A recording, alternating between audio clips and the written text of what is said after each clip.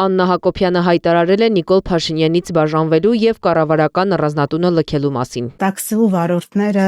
տարբեր անհայտ անձինք տրանսպորտներում վստահաբար տարբեր տեղեկատվություն կտարածեն իմ մասին, մասնավորապես թե ոնց եմ ես այս տունը վերցրել հիմքից եւ հետս տարել։ Անհրաժեշտ եմ համարում մի քանի փաստ անձամբ ձեզ տեղյակ պահել։ Փաստ առաջին ես տուն չունեմ, այն տունը, որ վարկով գնվել է դեռ շենքը կառուցման ճանապարհին է, հետևաբար ես տեղափոխվում եմ վարձակալած բնակարան։ Այն պարագայում, եթե ասեն դոլարային միլիոնատեր եմ, հաշիվներ ունեմ դոլարային օֆշորային գոտիներում, չգիտեմ, դղյակներ եւ այլն, հարկ եմ համարում ասել, որ իմ հաշվի համարին կա գումար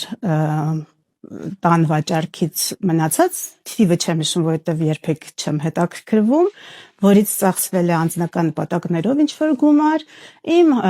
քարտին կա գումար իմ քայլը հիմնադրամի աշխատավարձից եւ եկամտային հարկի վերադարձից կուտակված գումար, դա հիշում եմ, որովհետև ամեն անգամ բացելիս երևում է 5 միլիոն դրամ։ Հակոբյանի խոսքով ապրելու է վարձակալած բնակարանում եւ մտադիր է շարունակել աշխատանքը Իմ քայլը հիմնադրամում։ Այս տեսանյութին ի պատասխան Նիկոլ Փաշինյանը Facebook-ում գրառում է արել, նշելով Աննայի որոշմանը վերաբերվում է հարգանքով։ Նա ներողություն է խնդրել տիկնոջը դառնություն պատճառելու համար եւ ընդգծել, նա եղել է իր 30 տարիների հենարանը։